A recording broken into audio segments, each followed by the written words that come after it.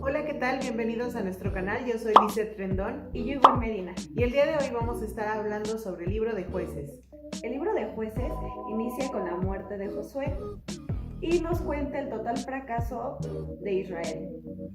También este libro, su nombre viene a los líderes que tuvo en ese momento, en ese periodo de tiempo. En este libro, Dios ve la necesidad de su pueblo y ve que necesita a alguien que intervenga por ellos. El pueblo de Israel vivía en opresión, vivía pobres, todo esto a causa de haber rechazado a Dios y haber mezclado la verdad con la idolatría. Entonces Dios no quería eso para su pueblo, así es que mandó jueces o representantes que vieran por ellos y que les indicaran cuál era el camino hacia Dios. Entonces vemos que Israel, antes de que tuviera reyes, tuvo jueces. Se los pone Dios para que ellos no se perdieran, pero aún así ellos de todos modos lo hacen, porque recordemos que ahí estaba el pueblo de los cananeos y hubo muchos cananeos que no fueron destruidos.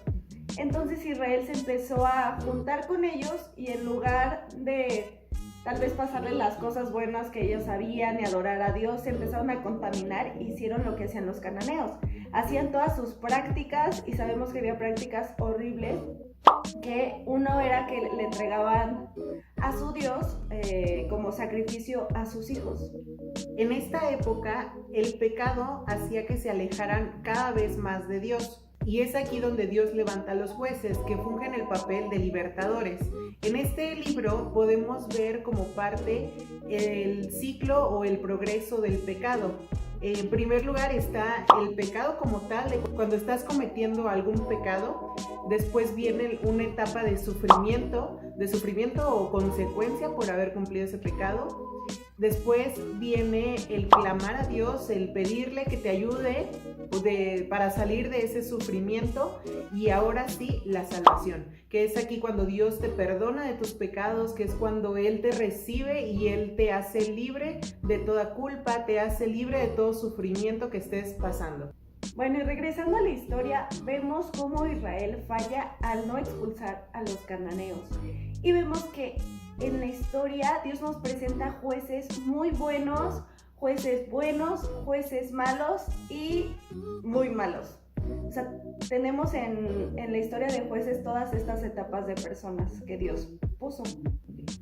Entonces veíamos que Dios permitía que Israel fuera conquistado por sus opresores, para que por medio de eso volviera el pueblo a Dios.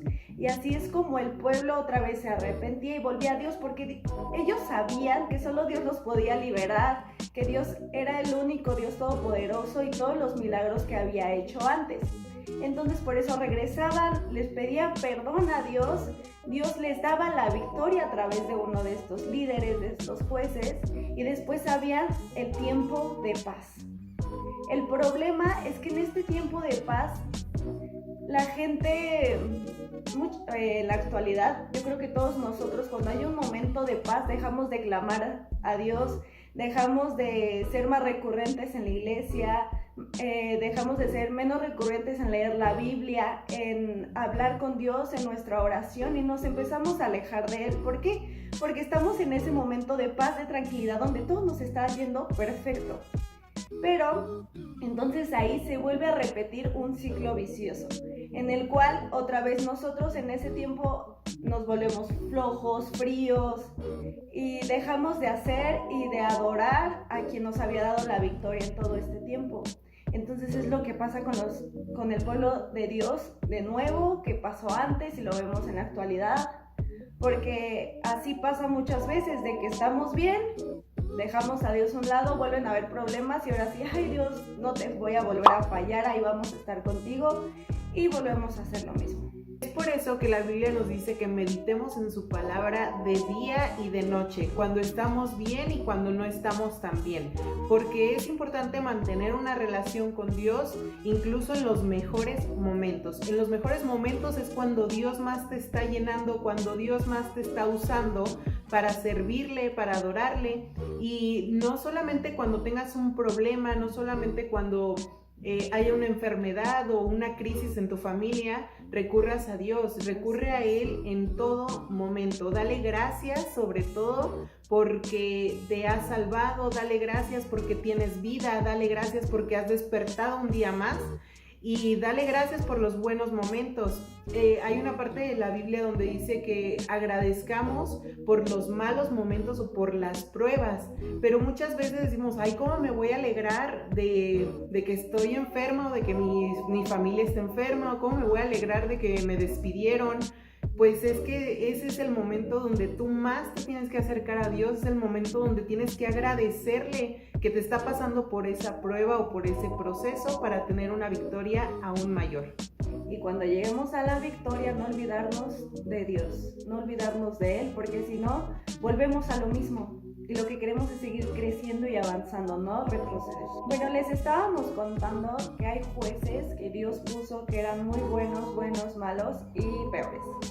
Entonces, uno de los jueces buenos que podemos ver, o bastante buenos, es Otoniel, Abod y Débora, que ellos liberaron a su pueblo y lo hicieron con la ayuda de Dios y con oración y ayuno.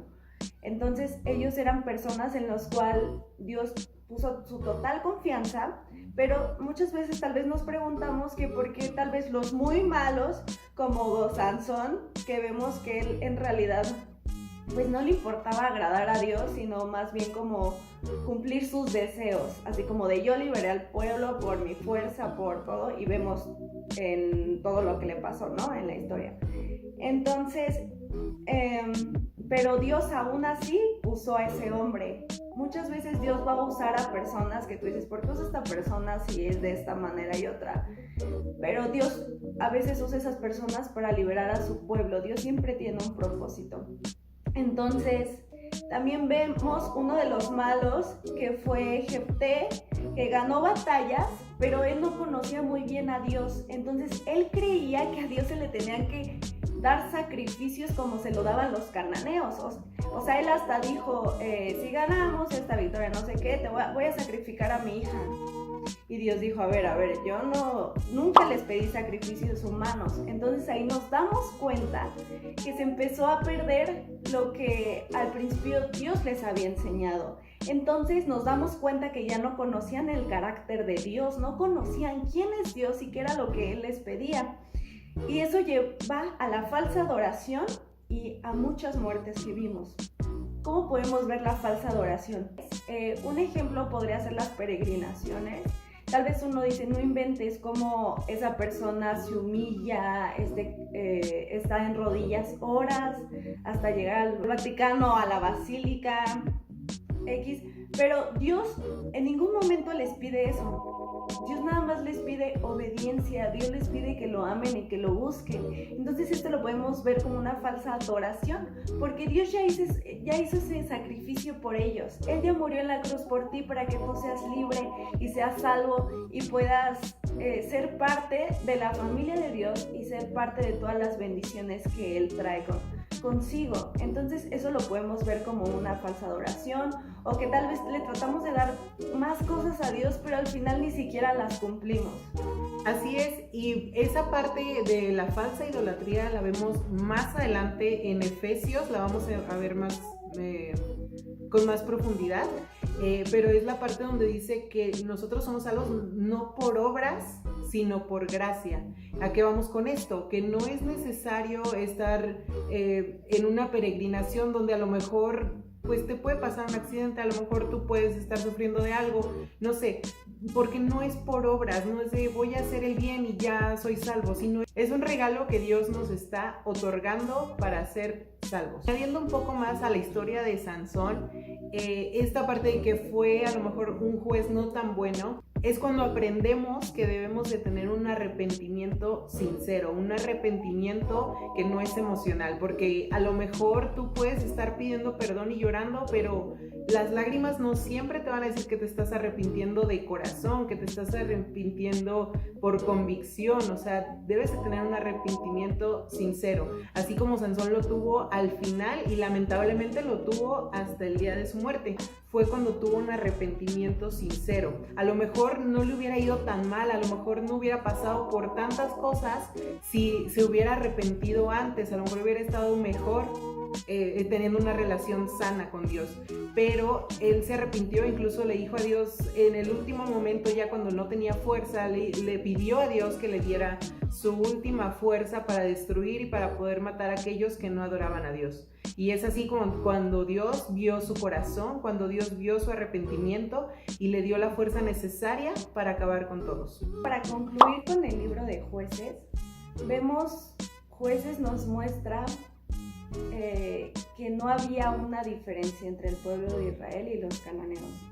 Y eso es algo muy triste y siento que es algo que vivimos muy cotidianamente el día de hoy, en el cual sí te dice ser cristiano, o seguidor de Cristo, de sus enseñanzas y amarlo, pero se te hace muy fácil como ser parte del mundo, agarrar como sus actitudes, sus costumbres, sus caracteres, porque muchas veces me impresiona en cómo dices, es un hijo de Dios y toma el carácter de una persona del mundo, siendo arrogante, siendo peleonero, no perdonando. Entonces esto es lo que estamos viendo y hay que pedir, si tú crees que tú no tienes esa división en cual que tú eres una hija de Dios y el mundo te está arrastrando, porque la Biblia dice que si tú eres amigo del mundo te conviertes en enemigo de Dios. Y pues estas palabras muchas veces las dejamos a un lado, pero son súper importantes y nos vemos que Dios claramente te dice, porque sabemos que quien gobierna este mundo es Satanás, él es el príncipe de este mundo. Entonces hay que estar orando con Dios y decirle, Dios mío, tal vez me cuesta mucho dejar esto, no sé, los vicios, o me cuesta hacer de esta manera. Cámbiame, ayúdame a ser más como tú, para que haya y existe esa diferencia. Y bueno, también vemos que el descenso de Israel a la autodestrucción fue apartarse de Dios. Tú no vayas a tu autodestrucción, no te apartes de Dios, sigue adelante y búscalo. Ahora pasamos al libro de Ruth. Ruth inicia con la frase de en los días que gobernaban los jueces. Entonces ahí ya nos damos como una idea del contexto que Ruth estaba viviendo justo cuando estaba pasando lo que acabamos de contar. Entonces esta historia es una familia que estaba en hambruna, como vimos, por sus necedades, por sus pecados. Había mucha gente que estaba careciendo de alimento. Entonces vemos que por todo lo que estaba pasando, y también viene la historia Noemí, que es la suegra de Ruth. En la historia cuenta de cómo se murieron sus hijos y entonces ellas quedaron sin marido.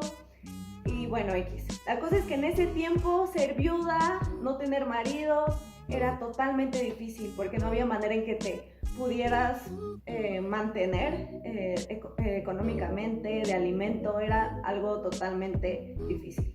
Entonces lo único que vio Noemí, lo mejor fue regresar a su pueblo, porque ella se había ido, entonces ella quería regresar a su pueblo, que era el pueblo de Dios. Y para no hacerlo tan largo, lo que a mí me impresiona de Ruth es su lealtad.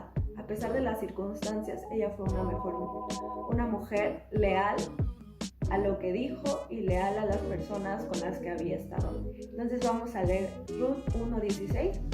Pero Ruth le contestó, no me pidas que te deje, ni me ruegues que te abandone. A donde tú vayas, iré, y donde tú vivas, viviré. Tu pueblo será mi pueblo, y Dios será mi Dios. Ahí Ruth, tal vez ella no se dio cuenta, pero en ese momento Ruth hizo un pacto. Ruth fue una mujer de pacto y por eso es que Dios la bendijo. Aunque ella no hubiera sido del pueblo de Dios, ella era una moabita, pero Dios honró su lealtad y su pacto. Y por eso es que más adelante ella se pudo casar con un hacendado, o sea, con una persona que realmente tenía una buena economía y las podía tratar muy bien y sacar adelante a Noemí y a Ruth. Gracias a la lealtad de Ruth nació Isaí, que es el papá del rey David, y del rey David viene la descendencia de Jesús. Imagínense qué impresión y qué padre que tú por ser leal O sea, gracias a ella, su lealtad y a lo que hizo, al pacto que hizo, Dios la reconoció tanto que de ahí vino el linaje de Jesús.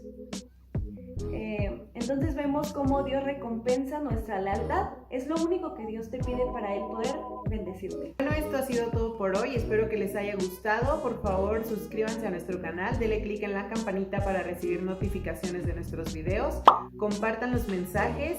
Si siguen en el plan de lectura, sigan adelante. Los que aún no han iniciado, no es tarde. Por favor, inicien ese plan. Es leer la Biblia en un año. Vamos avanzando muy bien y la verdad es que cada enseñanza, cada día, cada capítulo que leemos, Dios nos da una enseñanza muy, muy grande. Y bueno, compartan este video, suscríbanse a nuestro canal. Nosotras somos Gracias Sin Fin.